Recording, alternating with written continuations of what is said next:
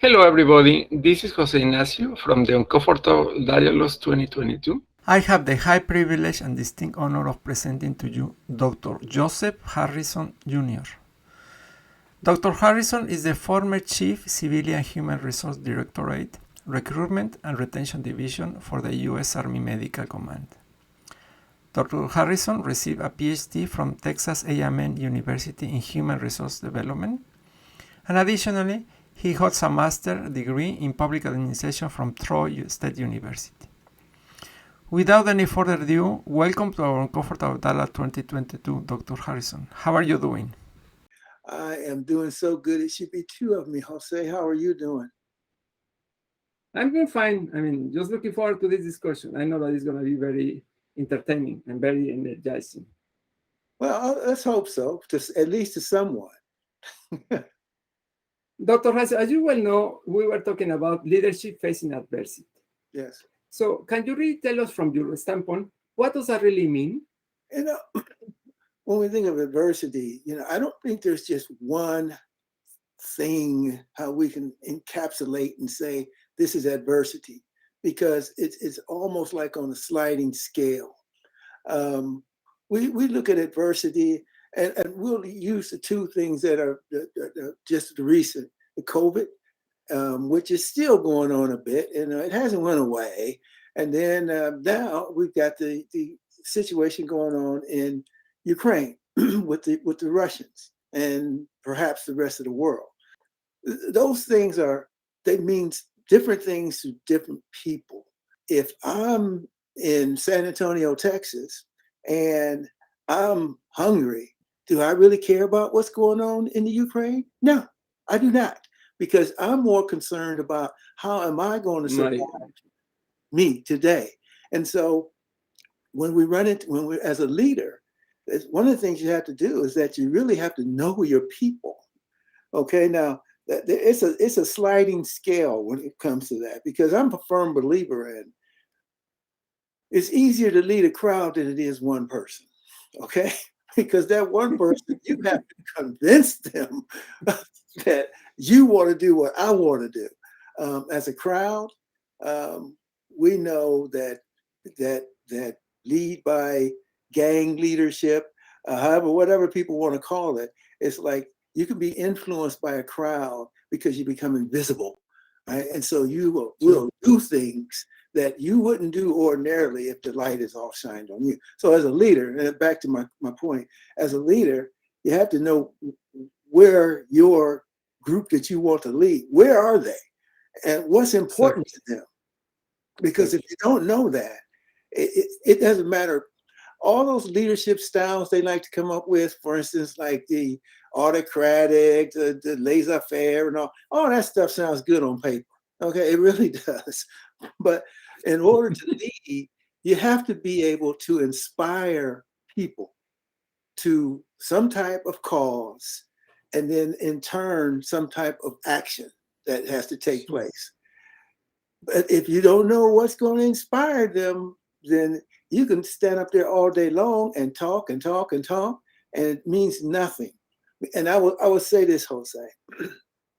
One of the things I found, at least from when I'm in quote unquote the leadership role, is that I like to involve people.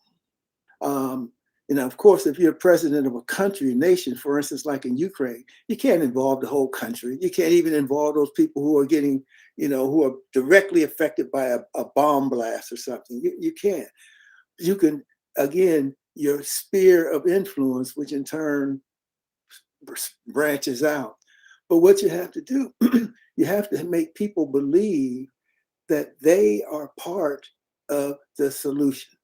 Okay, when I say that, it's like if you want people to do something, when they believe that it's part of it is it's my idea, he's thinking just what I'm thinking. Let's go do it. So that if it's successful, in the end, they don't even think of the leader as being a leader per se. They think of we did it. That's what comes out of their mouth. It doesn't come out, he did it. He led it. They know it's like someone has to be the focal point. But when you're involving people, all of a sudden they have a vested interest in what's going to happen.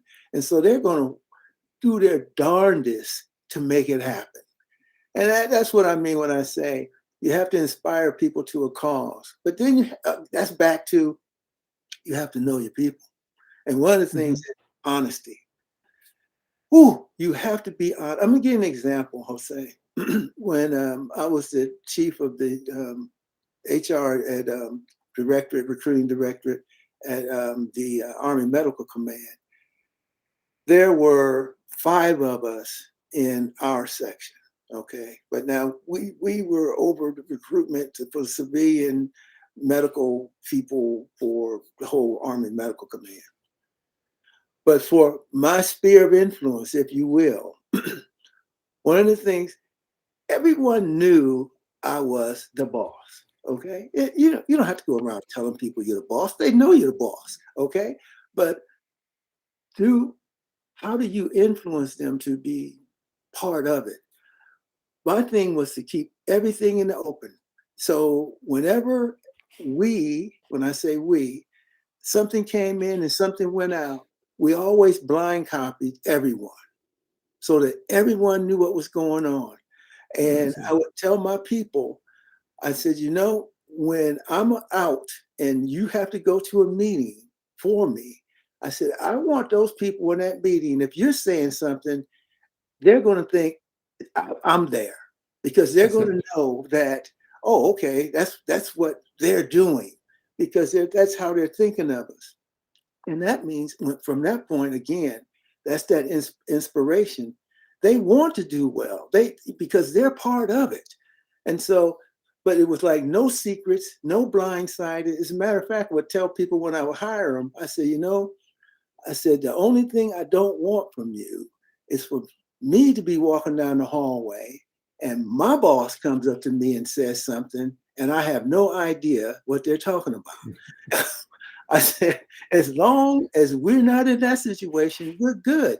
Because I told him, I said, you're going to know what it is we want to do. You're going to know where we're trying to go to. So when you are answering, you're going to answer as if it was me.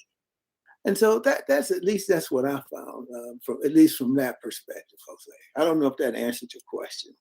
Absolutely. That is such an interesting perspective. It seems to that this kind of continuous crisis seems to be very tiring.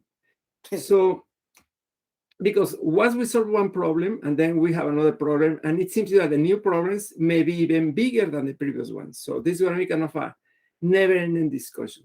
Right. So from a layman person, how can you tell everybody watching this video about what do I need to do? Because how do I keep my energy alive if I know that next year there will be a new crisis? Well, you just said it. We have to be flexible. And one of the things I found is that's back again to knowing, okay? The way you control people is that you keep them ignorant, okay? Because then they don't know. So you can control them. You have to make people understand that they are flexible. Back to the point, people think people from the military are inflexible. They have this thing in the dirt. Oh, yes, sir. We'll do exactly what you say, sir. But that is far. Military people are probably the most flexible people in the world. Because they are like, once you're here, then you're there, then you're here, then you're there. It's like now the whole group of people they had to pick up and they're going to get stationed close to the Ukraine. And the families, everybody has to be dealing with these things like that. So what makes that person? It's the individual. But I will say this back again. As long as you keep people informed and people understand, now they may not like what you're doing, okay? But if they understand, but they know it, yes, exactly, then they're willing to support it. Because, of course, I have a lot of experience in the military. But the point of the matter is, it's like I always back again, communicate with people, let people know, because it's kind of like Maya Angelou. And it's this semi-quote, when she says, they may not remember what you did, what you said, none of that, but they will remember how you made them feel. Exactly. And if you make them feel like there's something valuable and what they have to say is important, people will do anything for you because they like that feeling. And if you can generate that feeling in people, you're good.